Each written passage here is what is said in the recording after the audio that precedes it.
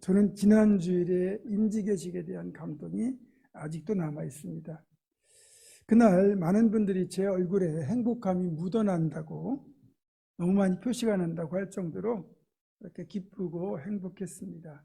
다시 한번 은퇴자들에게 감사를 드리고 임직자들을 축하하고 또 임직예식을 위하여 기도하고 수고해 주신 우리 성도님들께 고맙다는 말씀을 전하고 싶습니다. 오늘은 우리 교회가 이제 어린이 주일로 지키는 날입니다.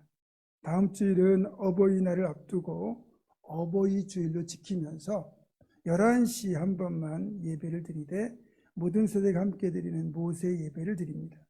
부모님을 찾아뵐 분들은 모세 예배 드리고 그리고 찾아뵈시면 될 것 같습니다. 일반적으로 우리 어른들은 어린아이들에 대하여 무한 애정을 가지고 있습니다. 하지만 그럼에도 아이는 아이다 라는 생각으로 아이들을 대합니다. 그런 개념이 우리가 사용하는 말투에도 묻어나죠. 어른인데 조금이라도 철없이 행동하면 또 말하면 왜 애처럼 굴어? 그렇게 말하거나 또 애처럼 유치하다 이렇게 말할 때가 있지 않습니까? 그만큼 우리들은 아이들 자체를 아직은 미성숙한 인격체로 생각하고 대할 때가 많습니다. 물론 아이들은 세상 자체에 대한 경험 자체가 부족하고 또 모든 면에서 한참 배워야 할 나이이기 때문에 어른의 입장에서 보면 많이 어리숙한 것이 사실입니다. 그래도 어린아이들은 정말로 세상에서 가장 아름다운 모습을 하고 있지 않습니까? 특히 우리 교회 유치부 아동부 아이들을 볼 때마다 얼마나 예쁘고 사랑스러운지 모릅니다. 그런데 이렇게 귀엽고 예쁘고 사랑스러운 아이들이 원수처럼 변하는 시기가 있죠. 질풍노도의 시기라고 표현하는 사춘기입니다. 이제 호르몬의 증가로 인하여 아이들에게 2차 성징이 나타나게 되면서 아이들은 정체성의 혼란과 함께 우리가 볼 때는 이유도 없이 반항하고 싸가지 없는 말을 하는 특징들이 나타나게 됩니다. 그래서 갑자기 달라진 아이의 모습을 보면서 부모도 당황하고 또 이 아이들을 가르치는 교사들도 당황할 때가 많습니다. 게다가 요즘은 사춘기가 좀 더 당겨졌습니다. 한때는 중학교 2학년 정도의 사춘기가 나타나서 중2병이라는 말도 생기고 심지어는 북한군도 중2는 무서워서 피한다고 했는데 요즘은 초등학교 4학년, 5학년쯤에 사춘기가 시작됩니다. 그래서 요즘은 이 초등학교 4학년은 두려움도 피해간다는 말이 생겼습니다. 그래서 혹시 성도들 중에 초등학교 5학년에서 중학교 2학년에 해당하는 자녀들을 둔 분이 계신다면 우리가 그분들은 진짜 많이 격려하고 응원해 줘야 됩니다. 이분들은 인생의 가장 힘든 고비를 보내고 있거든요. 이런 분들을 이 시간 주님의 이름으로 축복하고 응원합니다. 힘내십시오. 그리고 사춘기 아이들을 우리가 이해하고 맞춰줘야지 싸가지 없다고 혼내기만 해서는 안 된다는 겁니다. 지극히 당연한 그 모습이거든요. 사춘기는 그런 게 당연한 거예요. 그러니까 이 또한 지나가리라 생각하시고 잘 통과하시길 바랍니다. 무엇보다 아이들은요, 아무리 속을 썩여도 태어나서 자랄 때 그 아이들의 존재 자체만으로 우리가 엄청난 기쁨과 행복을 주었잖아요. 그것으로 우리 아이들은 충분히 효도한 겁니다. 너무 많은 걸 바라면 안 됩니다. 재미있는 이론이 하나 있는데 우리 사람들에게는 평생 떨어야 될 지랄의 양이 정해져 있답니다. 이걸 지랄 총량의 법칙이라고 말하거든요. 사춘기 때 이 지랄을 다 떨면 나중에 지랄을 안 떠는데 사춘기를 너무 얌전하게 보내면 늦은 나이에 지랄을 떨게 된다는 겁니다. 예를 들면 사춘기 때 떠는 대표적인 지랄 중에 하나가 뭡니까? 자기가 좋아하는 연예인 따라다니느라 공부 안 하는 거잖아요. 그리고 속썩이잖아요. 그런데 그걸 못하고 얌전하게 자란 사람들이 40대 후반부터 50대 60대 돼가지고 비로소 떨기 시작하는 지랄이 뭐 송가인, 임영웅 그렇게 좋아하고 열광하는 겁니다. 혹시 어느 날부터 여러분의 부모님이나 남편이나 아내가 갑자기 그런 열정을 보이면 이제 지랄을 시작했구나, 그렇게 이해해 주셔야 됩니다.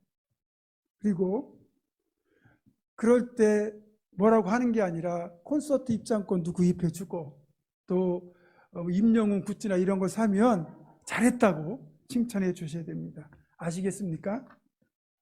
자, 그렇다면 궁금한 것 하나가 생기죠. 우리 예수님도 사춘기를 겪으셨을까? 겪으셨을까요? 안 겪으셨을까요?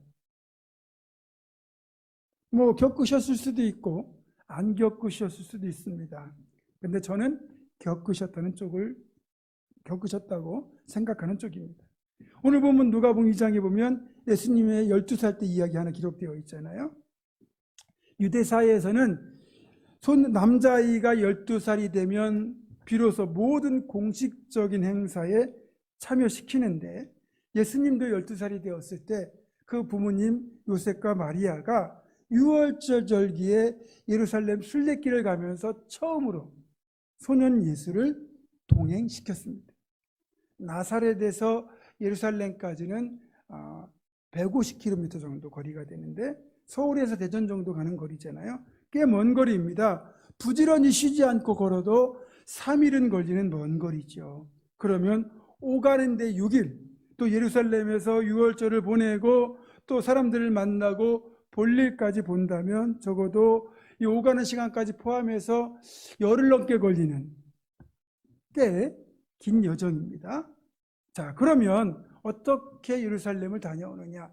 나사렛 마을에 사는 사람들이 이제 유월절을 맞이해서 이제 소년까지, 이제 12살 넘은 소년들까지 데리고, 그리고 여자들까지 해서 그렇게 한꺼번에 출발을 합니다.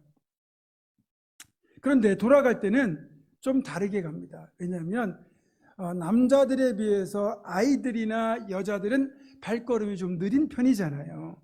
그러면 예루살렘에서 나사렛에서 출발할 때는 이 아이들과 여자들을 먼저 출발을 시키되 여기에 남자 어른들 몇 명을 섞어서 보호자로 함께 먼저 출발을 시킵니다. 그리고 볼 일이 필요한 남자들이나 여자 어른들은 예루살렘에 남아서 물건도 구입하고 볼 일도 보고 하루나 이틀 정도 늦게 출발을 해서 부지런히 걸으면 이제 마지막 날쯤에는 앞선 일행을 따라잡게 되거든요. 그래서 나사렛 마을에는 같이 도착합니다. 이것을 염두에 두시고 오늘 말씀을 생각하면 되는데, 아마 요셉과 마리아는 이 먼저 출발하는 일행의 소년 예수를 그렇게 함께 출발을 시켰던 것 같아요. 그리고 예루살렘에 남아서 볼 일을 보고 그 이튿날 부지런히 이제 출발을 해가지고 걸어서 그 다음 날 이제 앞선 일행을 따라잡았는데 아뿔싸 여기에 소년 예수가 보이지 않는 겁니다. 그러니까 친족들 중에서 있나 찾아보고 일행 중에 찾아봤는데 안 보이는 거예요. 그러면 분명히 예루살렘에 있겠다 싶어가지고 다시 거슬러 올라가며 찾습니다. 그렇게 예루살렘까지 가서 소년 예수와 헤어진 지 3일 만에 소년 예수를 찾아냈는데 어디에서 찾았습니까? 성전에서 찾았죠. 성전에서 랍비들과 태연하게 이야기를 나누고 있는 예수를 발견하게 된 겁니다. 랍비들은 소년 예수와 이야기를 주고받으면서 그 아이의 지혜와 대답을 놀랍게 여기고 있었지만 정작 요셉과 마리아는 이 철렁했던 가슴을 쓸어내리며 우리가 너를 얼마나 근심하며 찾았는지 아느냐라고 하면서 소년 예수를 나무라지요. 여러분, 이럴 때 보통 아이들이 어떻게 대답해야 됩니까? 엄마 아빠 죄송해요, 제가 그만 이거에서 정신이 팔려가지고 깜빡해서 이래야 되잖아요. 근데 소년 예수의 입에서는 뜻밖의 대답이 나오죠. 뭐라고 합니까? 어찌하여 날 찾으셨습니까? 내가 내 아버지의 집에 있어야 될 줄을 알지 못하셨습니까? 이런 거예요. 죄송한 이야기지만 이 소년 예수의 대답에는 싸가지가 좀 없어 보입니다. 딱 사춘기 소년의 말투 같지 않습니까? 아마 12살, 예수님 12살이니까 우리로 말하면 지금의 중2에 해당하잖아요. 그러니까 딱 중2병을 겪으신 거예요. 게다가 성경은 주님께서 우리 인간의 모든 질고를 겪어서 아시는 분이라고 말하잖아요. 이사야 53장 3절에 보면 그는 멸시를 받아 사람들에게 버림받았으며 간고를 많이 겪었으며 질고를 아는 자라, 이렇게 예언되어 있고요. 히브리서 4장 15절에도 보면 우리에게 있는 대제사장은 우리의 연약함을 동정하지 못하실 이가 아니요 모든 일에 우리와 똑같이 시험을 받으신 이로되 죄는 없으시니라. 자, 이것을 옛날 성경은 체휼하셨다고 되어 있어요. 몸으로 다 겪으셨다는 얘기죠. 이렇게 이사야의 예언에도 언급되어 있고 히브리서 기자의 말에도 들어있는 것처럼 예수님은 우리 똑같이 사람들과 희로애락의 감정을 다 겪으셨고요. 사춘기를 포함한 인간의 성장 과정을 다 밟으셨다는 거예요. 그래서 우리를 잘 아시기에 더 깊이 우리를 이해하시는 분이라는 거죠. 특별히 사춘기를 겪으신 우리 주님은 이 어린아이들에 대한 무한 애정이 있으셨던 겁니다. 그렇다고 해서 예수님의 사춘기가 길었던 건 아닌 것 같아요. 앞에서 말씀드린 예루살렘 성전에서의 그 반항이 사춘기 마지막 반항이었습니다. 이어지는 누가복음 2장 51절입니다. 예수께서 함께 내려가사 나사렛에 이르러 순종하여 받드시더라. 나사렛으로 돌아가신 예수님은 그 이후에 부모의 말씀에 순종하는 착하고 듬직한 아들로 살아갔다는 거죠. 또 기독교 전승에 따르면 이 예수님은 아버지 요셉이 세상을 일찍 떠나는 바람에 비교적 일찍 가장의 역할을 시작했다고 하죠. 그때부터 30세가 될 때까지 예수님은 어머니와 동생들을 위하여 온전히 헌신합니다. 순종하여 받드시더라가 바로 그 사실을 보여줍니다. 그리고 오늘은 어린이 주일이기 때문에 우리가 그러면 어린아이들을 대할 때 어떤 마음으로 또 어떻게 이들을 대할 것인지, 우리가 이 다음 세대를 앞선 세대로서 어떤 역할을 해 주어야 되는지를 나눠보도록 하겠습니다. 제가 지난 설교 때도 한번 언급을 했지만 가데스 바네아에서의 이 앞선 세대의 잘못된 선택이 다음 세대까지 고통을 받게 만들었다는 걸 우리가 생각하면 앞선 세대는 우리가 정말 잘해야 된다라는 생각이 듭니다.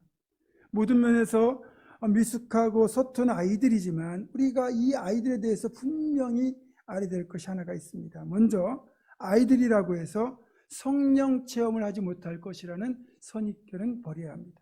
신학자들에 의하면 유치부 아이들도 성령 체험이 가능하다고 하거든요. 실제로 우리 아동부 아이들 중에서 비록 어리지만 그 누구보다 예배에 힘쓰고 기도에 힘쓰고 열심히 찬양하는 아이가 있잖아요. 저는 분명히 이 아이가요 성령을 받았다고 저는 확신합니다. 물론 이 아이들은 부모의 신앙, 특별히 어머니의 신앙을 많이 따라갑니다. 아이들이 믿음 안에 하나님의 사람으로 올곧게 성장하기를 바라신다면 부모가 먼저 제대로 신앙생활을 해야 됩니다. 기도하는 삶, 예배하는 삶, 찬양하는 삶, 하나님과 교회를 우선시하는 삶을 살아가고 그걸 온몸으로 보여줄 때 아이들에게 신앙이 바르게 전수가 되는 거죠. 구약에서 존경받는 인물 중에 하나가 바로 사무엘입니다. 사무엘이 아직 어렸을 때 사무엘은 이미 하나님의 음성을 들었어요. 당시 어른들도 듣지 못하고 제사장도 듣지 못하던 하나님의 음성을 어린아이인 사무엘이 들었다는 것, 한동안 오랫동안 끊겼던 하나님의 음성이 다시 들렸다는 것, 비록 어린아이라 할지라도 순수하고 선한 마음으로 하나님을 섬길 때 얼마든지 하나님의 음성이 들리고 하나님의 음성이 회복될 수 있다는 걸 잘 보여줍니다. 사무엘상 3장 1절의 4절입니다. 아이 사무엘이 엘리 앞에서 여호와를 섬길 때에는 여호와의 말씀이 희귀하여 이상이 흔히 보이지 않았더라. 하나님의 등불은 아직 꺼지지 아니하였으며 사무엘은 하나님의 궤 있는 여호와의 전 안에 누웠더니 여호와께서 사무엘을 부르시는지라 그가 대답하되 내가 여기 있나이다 하고. 여러분, 어린아이도 얼마든지 하나님의 음성을 들을 수 있고 성령 받을 수 있습니다. 다음으로 어린아이도 얼마든지 하나님의 역사에 쓰임받을 수 있다는 것도 알아야 됩니다. 어린아이 하나로 인하여 모두가 천국을 경험했던 기적이 있죠. 바로 오병이어의 기적인데, 이 오병이어의 기적은 마태, 마가, 누가, 요한 이 네 가지 복음서에 전부 기록된 유일한 기적이기도 합니다. 이 튀긴 생선 2마리 그리고 보리빵 5개로 무려 5,000명이 배불리 먹고도 12강줄이나 남게 거두었다는 이 기적이 어린아이 하나로 인하여 일어났다는 것입니다. 성경에서 말하는 일반적인 물고기, 그러니까 기독교의 상징으로 말하는 이 물고기는 익투스라고 하는 헬라어입니다. 이 익투스는 크고 싱싱한 물고기를 뜻합니다. 그래서 어부들이 바다에서 물고기를 잡으면 익투스, 크고 싱싱한 이 물고기는 비싼 가격에 부자들에게 판매합니다. 그렇게 팔리고 남는 상품 가치가 별로 없고 보잘것없는 물고기는 익투스가 아니라 웁사리온이라고 하는데, 이 웁사리온은 어부 자신들이 먹거나 소금에 절여서 가난한 사람들에게 판매합니다. 오병이어의 기적 때 아이가 가져온 이 물고기가 헬라어로 익투스가 아니라 웁사리온이에요.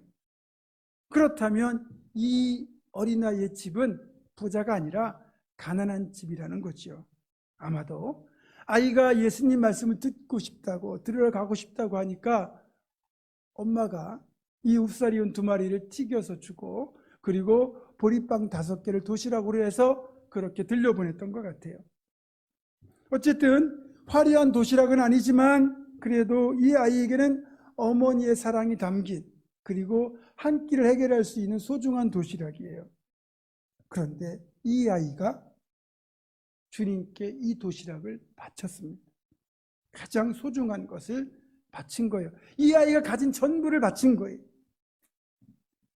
여러분, 그날 오병이어의 기적 현장, 그 벳사이다 들판에 주님의 말씀을 들으러 온 사람 숫자가 몇인지 아십니까?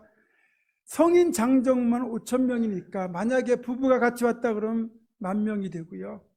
아이들 2씩 데리고 왔다 그러면 30,000명이 됩니다. 적어도 10,000명이 넘는 엄청나게 큰 무리가 모인 건데, 솔직히 도시락을 이 어린아이 하나만 싸왔겠습니까? 적어도 먹을 것을 가져온 어른들이 많았을 겁니다. 그러나 주님을 위하여 자신의 도시락을 기꺼이 내어드린 사람은 오직 이 아이 하나뿐이었습니다. 어쨌든 이 어린아이의 도시락을 주님께 드린 헌신이 수천 명이 배불리 먹는 오병이어의 기적, 천국을 이 땅에 잠시 경험하는 놀라운 기적의 비결이었습니다. 우리 주님이 행하신 기적들을 여러분이 꼼꼼히 들여다보면 한 가지 특징이 있습니다. 주님은 전능하신 분이기 때문에 얼마든지 무에서 유를 창조하시는 분이에요. 그런데 주님의 행하신 기적들 대부분은 누군가의 헌신이나 믿음을 사용하셨다는 특징이 있어요. 그래서 병을 고쳐도 주님의 능력을 고쳐주시면 그의 믿음을 보시고 그 믿음을 칭찬하시며 그의 순종을 보시고 그렇게 그 역사를 이루셨고, 오병이어의 기적도 어린아이의 헌신을 이용하여 그 어린아이가 이 기적의 주인공이 되도록 역사하셨던 겁니다. 여러분, 어린아이도 이렇게 주님을 위하여, 공동체를 위하여 자기의 것을 드리고 헌신하는데 어른인 우리가 아이보다 못해서는 되겠습니까? 우리가 주님 사랑한다, 교회 사랑한다, 다음 세대를 살려야 된다, 그렇게 말만 하지 말고 우리의 주머니를 기꺼이 열어서 다음 세대가 마음껏 꿈을 펼칠 수 있도록 우리가 헌신하여 오병이어의 기적을 만들어야 합니다. 그런 우리 앞선 세대가 되기를 주님의 이름으로 부탁합니다. 무엇보다 하나님은 특별히 어린아이를 사랑하시고 어린아이의 부르짖음에 귀를 기울이시는 분이라는 것도 알아야 됩니다. 창세기를 보면 아브라함이 그 아내 사라가 불임인 관계로 사라의 몸종이었던 하갈을 취해서 아들을 낳게 되죠. 그 아들이 이스마엘인데 그로부터 15년 뒤에 결국 사라도 아들을 낳게 됩니다. 그 아들이 이삭입니다. 그런데 어느 날 이스마엘이 이삭을 놀리는 걸 보고 사라가 소위 꼭지가 돕니다. 내 새끼한테 첩의 자식이 함부로 하니까 화가 난 거죠. 그래서 아브라함에게 하갈과 이스마엘을 이 집에서 내보내라고 강력하게 요구하고, 아브라함은 어쩔 수 없이 물과 빵만을 들려가지고 이 모자를 집에서 내보냅니다. 그런데 그만 광야에서 물이 떨어진 겁니다. 광야에서 물이 없다는 건 곧 죽음이란 뜻이에요. 자신 죽는 거는 그래도 덜 서러운데 내 새끼 죽는 걸 참아볼 수 없었던 하갈이 탄식하며 울부짖는데 하나님이 사자를 보내어 이렇게 말씀하셨습니다. 창세기 21장 17절입니다. 하나님이 그 어린아이의 소리를 들으셨으므로 하나님의 사자가 하늘에서부터 하갈을 불러 이르시되 하갈아 무슨 일이냐 두려워하지 말라 하나님이 저기 있는 아이의 소리를 들으셨나니. 하나님께서 하갈에게 응답하신 내용을 보면 분명히 하갈의 기도를 들으신 건데 하나님은 아이의 소리, 즉 이스마엘의 소리를 들으셨다고 말씀하고 있거든요. 그러니까 하갈도 울부짖어 기도했고 아이 이스마엘도 기도했는데 하나님이 들으신 건 바로 이스마엘의 기도가 하나님께 더 간절하게 와 닿았다는 거예요. 그만큼 하나님은 아이들에게 관심이 많고 아이들의 기도를 정말 귀 기울여 들으신다는 겁니다. 그리고 응답하시죠. 여러분, 집에 필요한 것 있으면 아이들에게 하나님께 달라고 기도시켜 보세요. 여러분이 기도하면 안 들어줘도 아이가 해달라고 기도하면 하나님이 들어주실지도 모릅니다. 아파트 장만이 필요하신 분들 아이들에게 작정 기도 시키시면 아마 빠른 시일 내에 아파트를 장만하지 않을까. 자, 말씀을 정리합니다. 우리 예수님이 어린아이들에 대해 이렇게 말씀하셨어요. 마태복음 18장 2절에서 5절입니다. 예수께서 한 어린아이를 불러 그들 가운데 세우시고 이르시되 진실로 너희에게 이르노니 너희가 돌이켜 어린아이들과 같이 되지 아니하면 결단코 천국에 들어가지 못하리라. 그러므로 누구든지 이 어린아이와 같이 자기를 낮추는 사람이 천국에서 큰 자니라. 또 누구든지 내 이름으로 이런 어린아이 하나를 영접하면 곧 나를 영접함이니. 그러니까 결론적으로 말하자면 우리 하나님, 우리 예수님은 어린아이들을 귀한 보배로 여기신다는 거예요. 우리가 불렀던 찬송 보배처럼 여기시잖아요. 하나님이 이렇게 어린아이들을 귀한 보배로 여기신다면 우리도 당연히 어린아이들을 귀한 보배로 여기고 대하여야 합니다. 어린아이를 영접하는 것이 곧 또 주님을 영접하는 것이라 말씀하셨어요. 그러니까 우리가 어린아이들에게 잘하면 그게 곧 주님에게 잘하는 거예요. 지극히 작은 자 하나에게 한 것이 곧 나에 대하여 한 것이다 라고 말씀하시는 것처럼 어린아이 하나에게 잘하는 것이 곧 예수님에 대하여 잘하는 것이라는 거예요.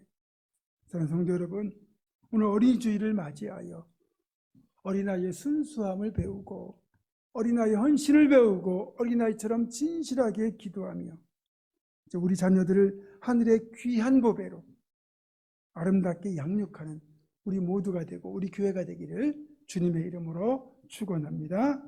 기도하겠습니다. 고마우신 하나님, 우리에게 귀한 보배와도 같은 자녀들을 주시고 다음 세대를 주심을 감사드립니다. 주님의 마음으로 이들을 사랑하고 섬기며 또 어린아이들의 순수함과 겸손과 헌신을 닮아 하나님 보시기에 아름답게 충성하는 앞선 세대가 되게 하여 주시옵소서. 우리 주 예수 그리스도의 이름으로 기도드립니다. 아멘.